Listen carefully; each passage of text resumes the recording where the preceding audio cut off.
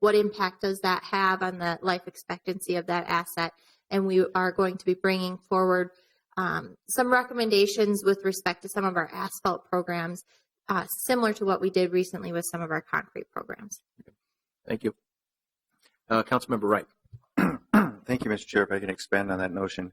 In many years past, when we first developed our 30-year, 40-year commitment to a modern street system for our city, shortly after that, we were able to touch, so to speak, every street. We were able to look at it on an annual basis and say, what little needs did it have? Did it need a little touch on the crack? Did it need a little seal here, a little there? And we're now, because we're not really creating a new program, we're now just be able to step up our commitment to our existing assets. We're now able to go back to that notion where we can look at every street every year and give it what it needs at that time. Just put in simple layman's terms. That's what we're really talking about here. Right. Thank you for that. Ms. Hager. Thank you. So now let's take a closer look at 2017, which is the program year that the council will be asked to adopt in December.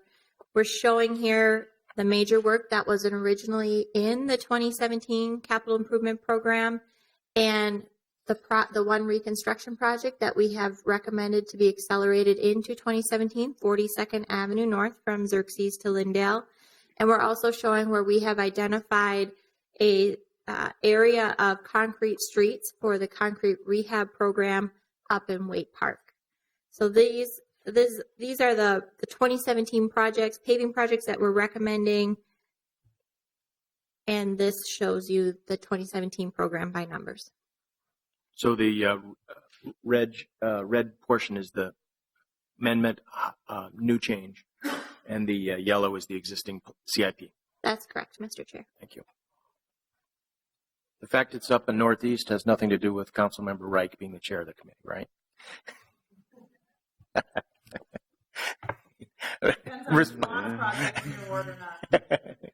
think it has a lot to do that those roads were done in the 60s. Yeah.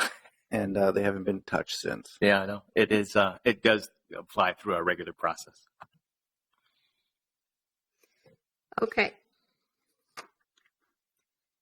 We also felt it was important to be able to show you our recommended capital improvement program and also overlay recently accomplished work. So the recently accomplished work is shown for you here in green. And this just kind of shows you the geographic balance that we have in our investments throughout the city in paving projects. And then I just want to bring this all back to the process and the criteria that we have come up with. This amended 5-year program is a result of this process and this criteria. And this is what we are recommending for you right now. And I'll stand for any questions that the committee might have. Sager, I'm not seeing any. Is okay? I think we're ready. Thank you. Great. Thank you.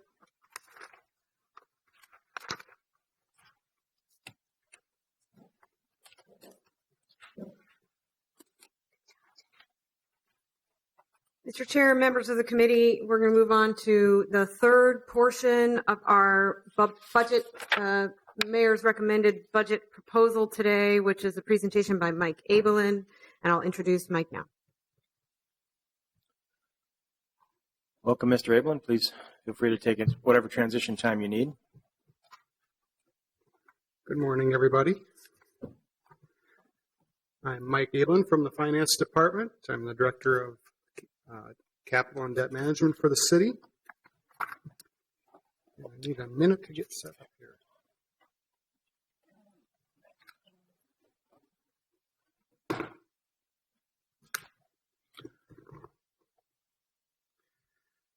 As we go through this presentation, there are page references to the Mayor's Recommended Capital book. The G section is capital.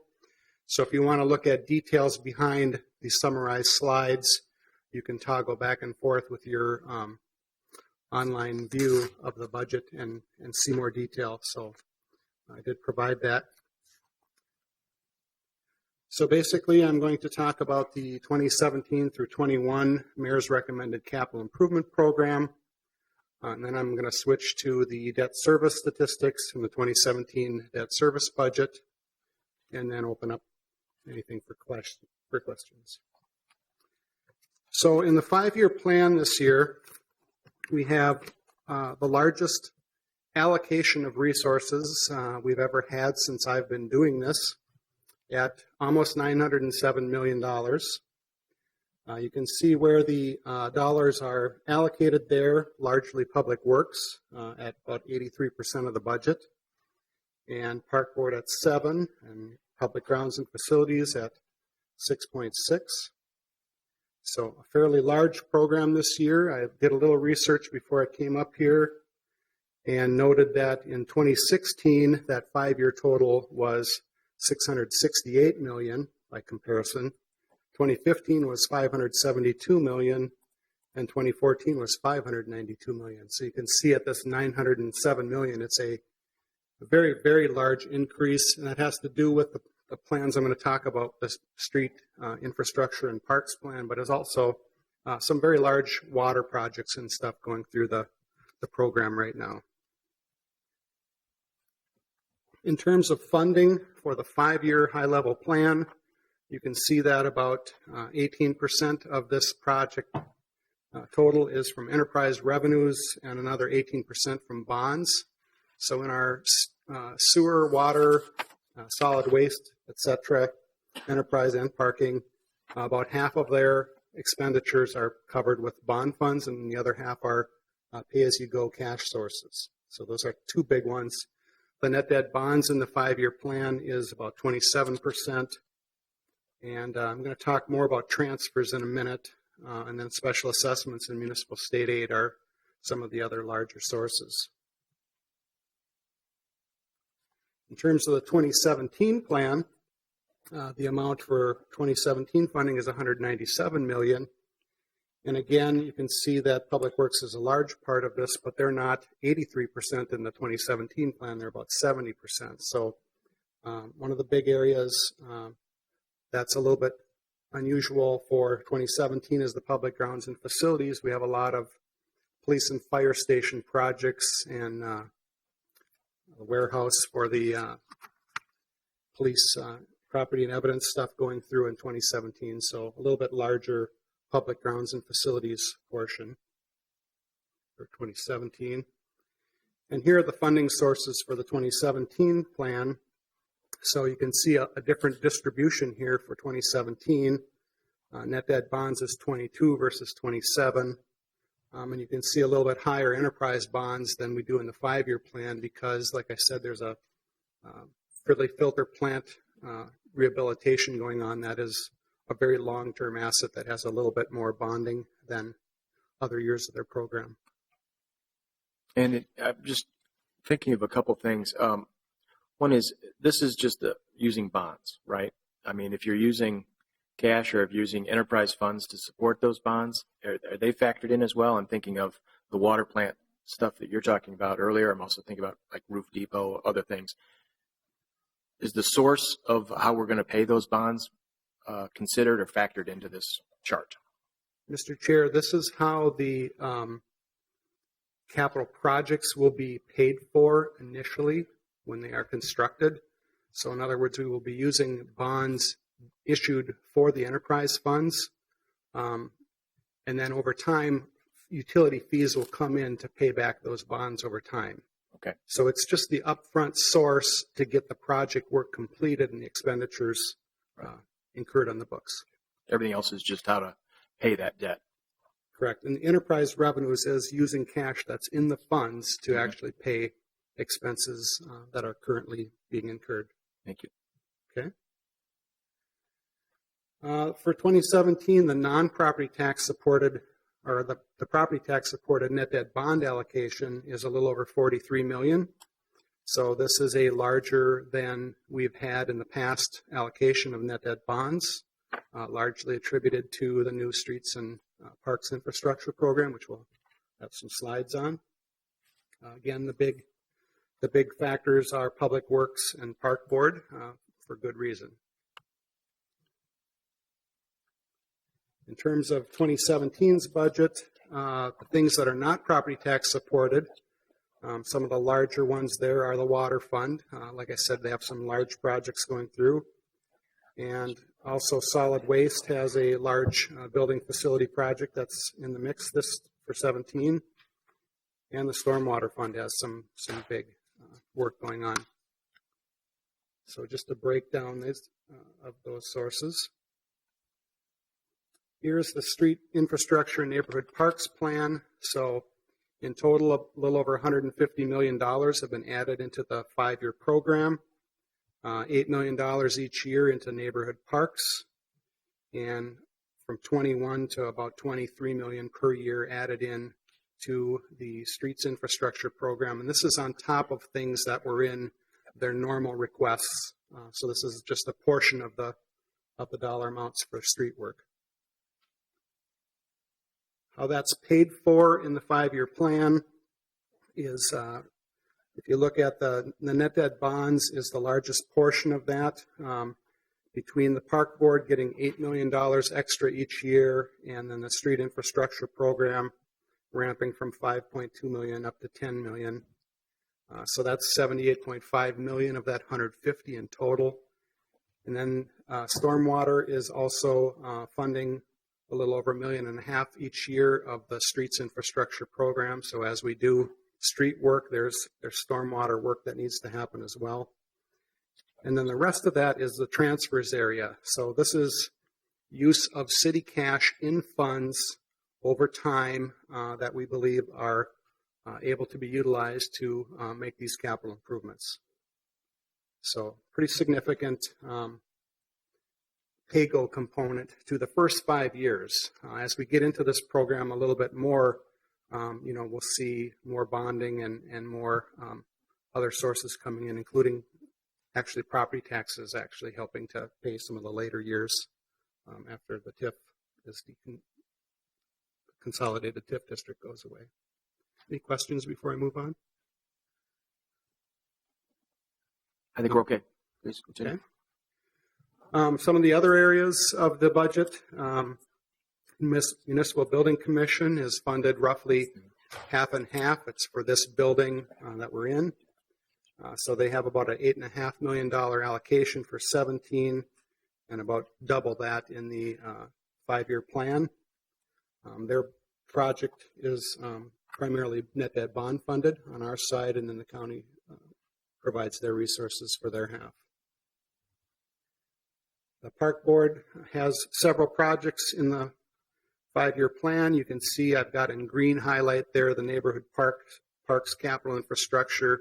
That's the large sort of generic project that I put all the dollars in. They will further define those into individual projects in their realm, just like Public Works will break that street information out into individual projects as the budget process goes on this year.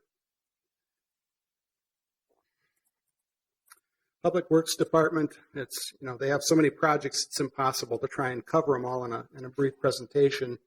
But what I do each year is take their 10 largest individual projects or programs. So you can see the asphalt pavement resurfacing, that's again is in green because that's where the large dollars from this new program were put in. So that project has $145 million in the 5-year plan, or about $28 million for 2017, and they will be breaking that out before council adopts the final budget. I talked a little bit about that Fridley filter plant rehabilitation. You can see in the 5-year plan there's $44.5 million allocated to that, and there's actually some money already in 16. So that's a very large project that they're working on currently. And then the other big areas are the storm drains and tunnels. Not that large of an amount in 17, but as we get in the out years, there's a big storm tunnel for Central City Storm Tunnel. That's in the last 2 years of the 5-year plan. So a lot of different projects there, a lot of water work, a lot of sanitary and storm. So our enterprise funds tend to have the large dollar programs. So just with these 10 programs, that's a little over half of the total public works budget. So it covers a lot. Okay. The public grounds and facilities. Here's where I said that they have a sort of a disproportionate amount of dollars in their 2017 program. The big one being the Eastside Storage and Maintenance Facility. That's the service area for the solid waste and recycling building. There's a big chunk of that. And then the property and evidence warehouse and the impound lot. So they have a couple of pretty good-sized projects going on in 17 and about a little over twice that in the 5-year plan. Miscellaneous projects is a small category of whatever doesn't fit somewhere else. So we have the Art and Public Places project in there, and then we have the Convention Center Plaza and Streetscape for $10.5 million there. So that's the lion's share of the capital budget process and the information. A little bit on operating costs. Everybody has to determine what it's going to cost to build a new capital project or to maintain what they have. They do put this information into their capital requests. It's considered by CLIC in their rating process. And if a capital project has revenues to support a new project, it can still get good marks.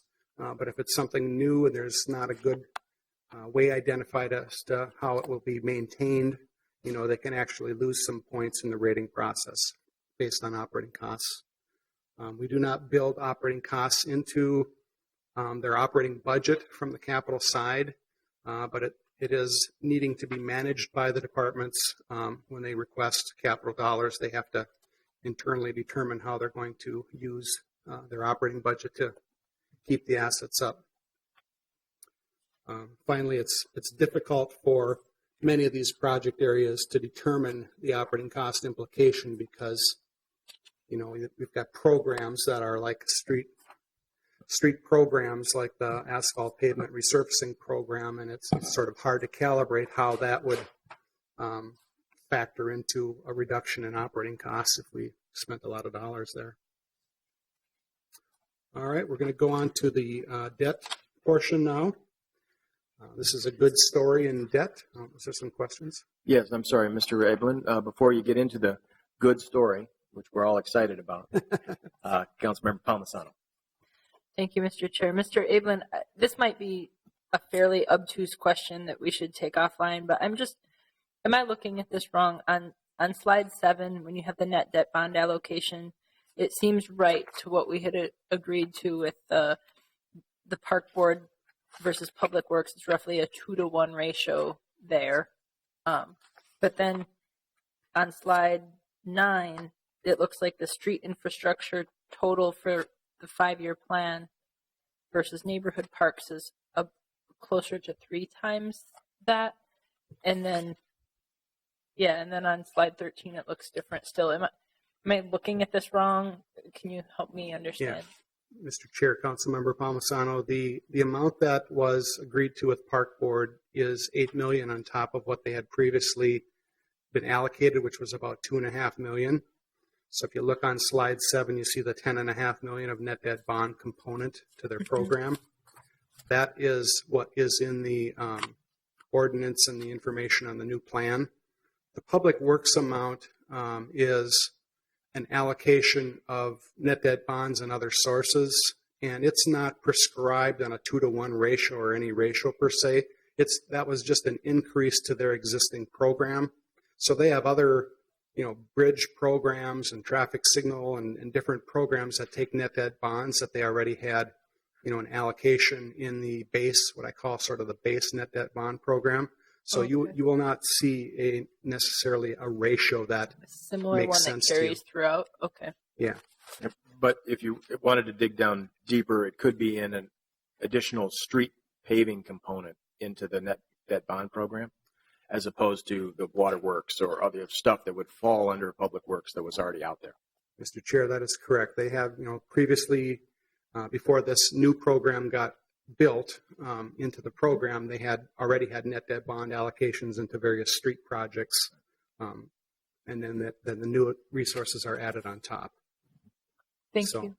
A lot also has to be on capacity. I mean, you can say we have a 10 and a 20, going out for the next 20 years. But if you don't have those projects ready to go, we're not going to sell bonds for them. Mr. Chair, that's correct. And the bond redemption levy, which I'll talk about, will help inform sort of what we can do from a net debt bond perspective each year. Okay. Okay. Councilman. So a quick zip through to the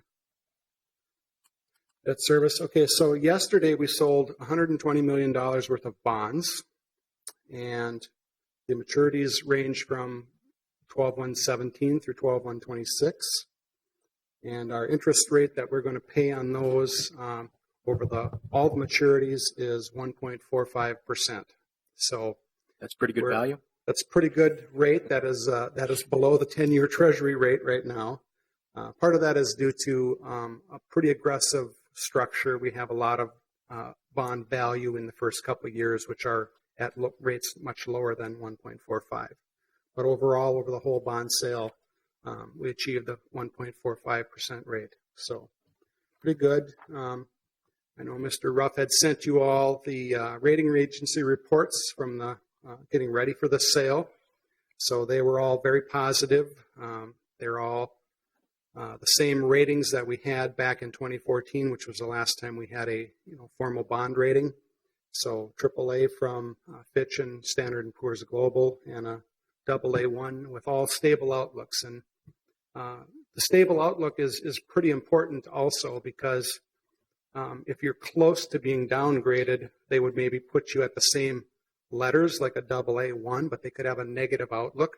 So that could mean you're sort of teetering on the edge of losing that rating, but these are all stable. So that's a very good positive sign for us as well. Okay. So we're going to get into debt discussion here, and I always do this little thing. We talk a lot about net debt bonds, and basically all that means is it's our property tax supported debt. It's what we levy for through the bond redemption levy, which is a separate dedicated levy that is used exclusively for the payment on these net debt bonds. And then we're going to talk about the debt service budget, which is both principal and interest by function. So the bond redemption levy is the levy that is used for net debt bonds, and this shows an 11-year history of where it's been and where it's going. So you can see back several years ago, over a decade ago, we were levying in that $18 to $20 million range, and essentially that lets you do something less than that in total spending, because that includes the dollars necessary for paying interest on the bonds as well. So our capital program back in those years couldn't be much more than $100 million because of what we were levying. As we came out of the Great Recession, there was a perceived and real need to do more capital, and you can see that steps were taken to increase that levy significantly to allow for us to do a lot more infrastructure work. And that is continuing now in 17 through 21. That levy will continue to grow due to the new program and the dollar amounts that we are allocating in the future. So in 2017, for instance, you can see we're at $38 million for that levy, but we're allocating new spending of $43 million. So we're actually light on the levy, so to speak, but that's because we have unissued bonds, and there's a lot of moving parts and pieces to the debt service side of this.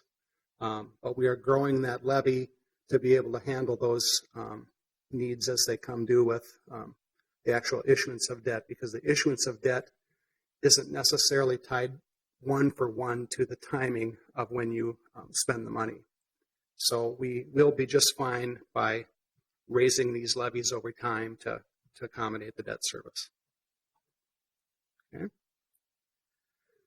Another word you hear a lot of times in debt is debt capacity.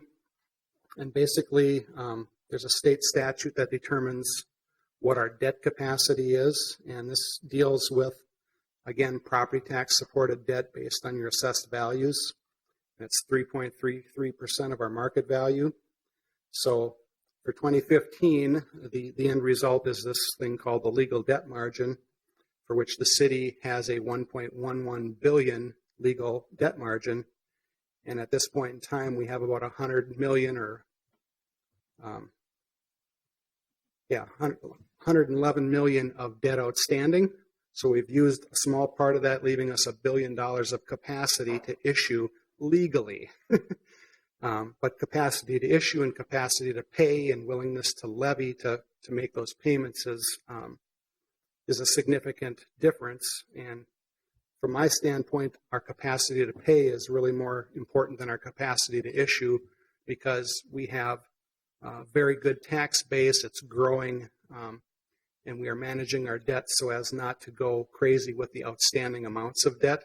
So we really do have a lot of capacity to issue, but that ability to raise, for instance, that bond redemption levy is sort of our limiting factor on how much the city would want to go into debt. Okay. This is a picture of our outstanding debt over time. This is part of the good story. Back in 2007, we had $1.15 billion of general obligation debt. At this point in time in 2016, we're estimating that amount to come out at about $655 million. So you can see that we've reduced the debt considerably over time. I think this shows the responsibility of previous city councils and mayors and this city council and mayor in managing the resources for those things. So, as a staff person, I applaud the council's courage to do the things you need to do from a fee standpoint and a taxing standpoint to keep these things as manageable as they are, because we are in a good position to be able to afford the things that are in the budget. Okay. This is a picture of our outstanding debt amount by function. So as you can see, the largest thing is our enterprise funds, currently at about $219 million with the bonds we just sold. So back in the peak, we were at actually about $1.3 billion in 2004, and now we're at about half that, as you can see. Some of those areas that are reducing rapidly now include the convention center. We're sort of in pay down mode on the convention center. We're in pay down mode on the tax increment category. So that is going down significantly, as well as internal service funds. The pension bonds, of course, were paid off back in 2012 already. And the library referendum bonds are in pay down mode. So a lot of this reduction we're seeing is what I would call permanent reduction, because there's not intent in some of these categories to continue to grow the debt. Whereas in enterprise funds, net debt bonds, special assessment, those will grow and fall based on what's in the capital program.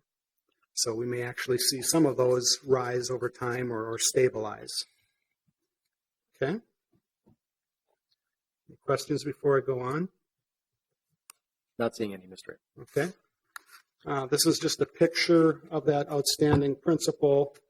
It shows you percentage-wise where that outstanding debt is. So again, a little over a third of it is in enterprise funds. Convention center is the second largest at 15%, but as I said, that one is dropping precipitously. And in fact, we get out of debt entirely in 2020 with the convention center. The tax increment is 11, and it's dropping. So, we have several categories here that are actually going to be falling off or going down precipitously in the future. And this is our 2017 debt service budget. So each year with capital, you're issuing new debt. So you're going into debt to get work done, but you've got scheduled principal that you pay off that helps mitigate that total outstanding debt. So in 2017, we are going to pay off about $119 million worth of debt, and on that we will incur, on a budgeted basis, about $18.5 million in interest. The actual interest will be something less than that, because we include in our budget a 3% interest rate on our variable rate debt, but it's been averaging around 1% now. So these are actually probably high on the interest expense side of this. So about 137.5 million in debt payments. This shows where those payments get made. So even though the enterprise fund is the largest amount of outstanding debt, they're not the largest percentage of the debt service budget, and that is due to structuring enterprise fund debt a little bit longer than we do our net debt bonds. We try to keep our net debt bond portfolio relatively short because that's where the lowest interest rates are, and it helps us do the most amount of work with the amounts we allocate for net debt bonds. Okay, and the convention center is about 18% of that budget, and we're going to see that dropping over the next several years.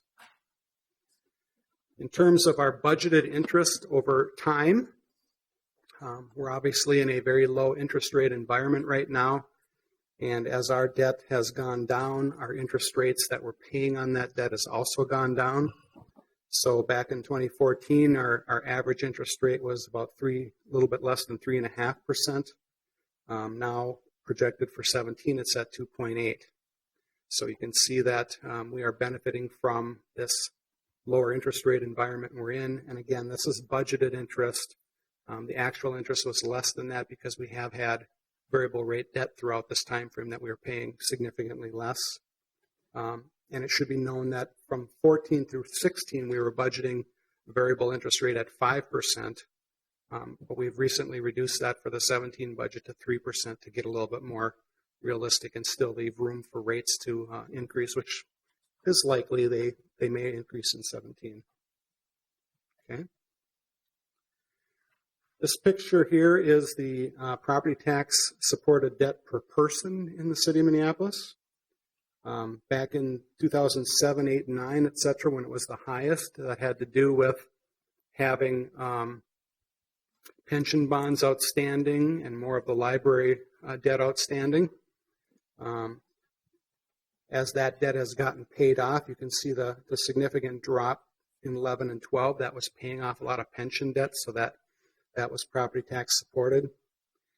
And then we've continued to go down, and now in 16 we've sort of leveled off and maybe are going to rise, and that's partly again due to what we're doing now with the capital program and actually authorizing more net debt and doing more infrastructure work.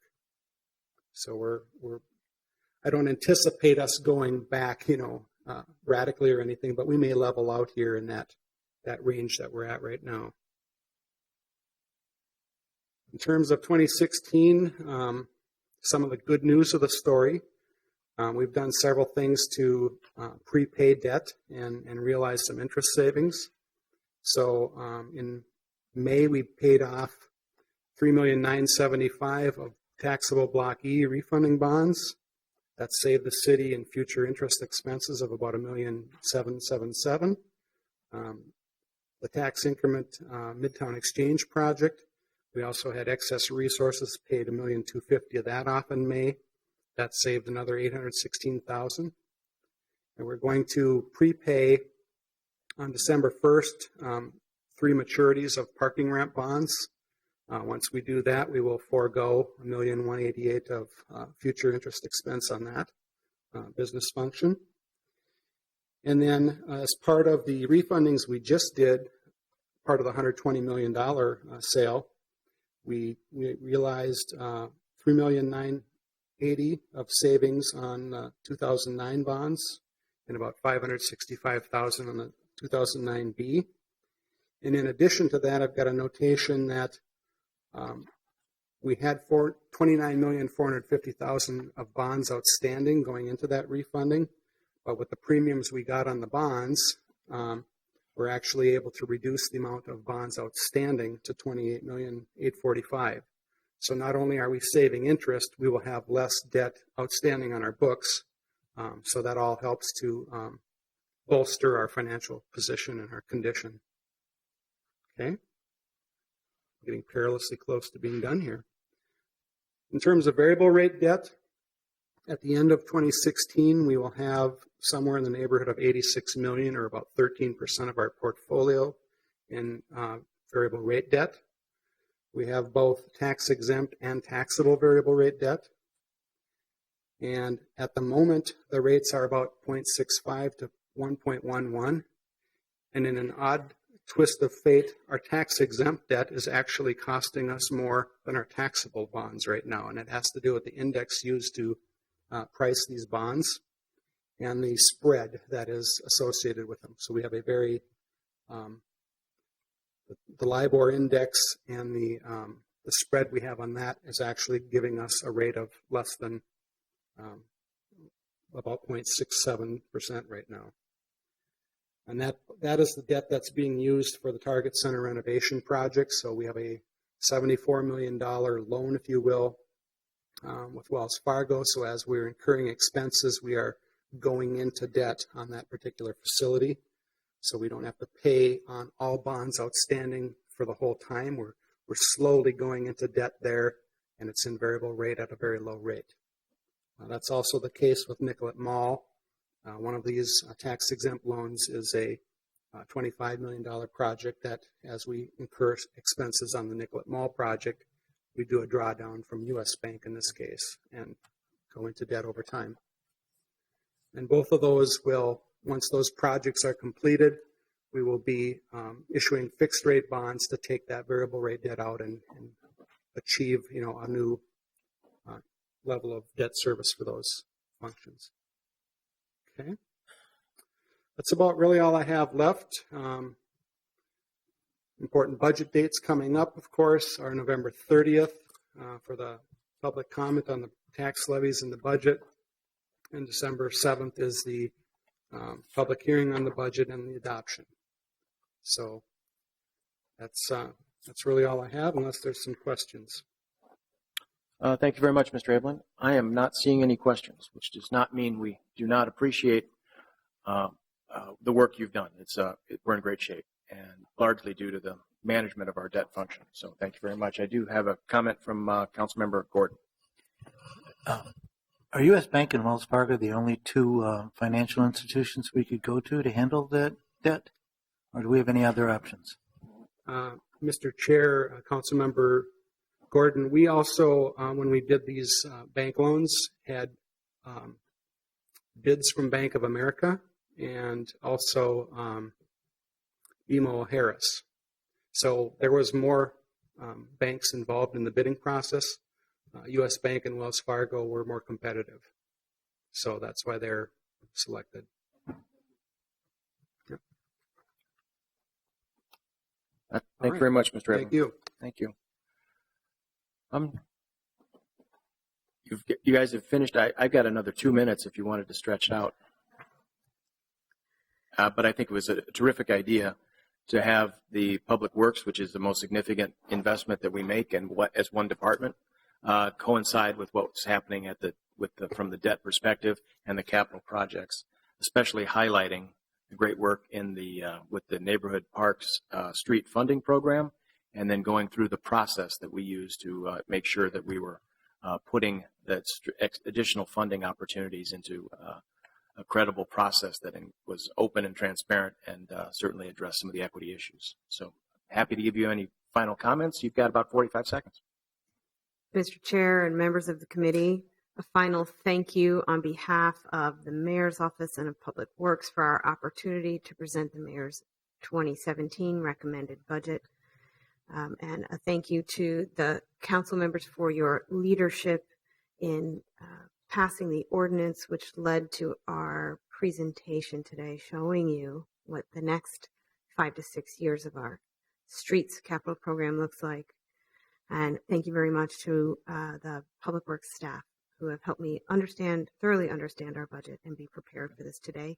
We look forward to your questions as this unfolds over the next 2 months, and also to the upcoming public hearings. Thank you again. Good. Thank you very much, everybody. I think we're going to be standing adjourned until 1:30, when we'll be able to take up the budget presentation for Community Planning and Economic Development Department, followed by the Regulatory Services Department. So we'll see you later this afternoon. Thank you very much.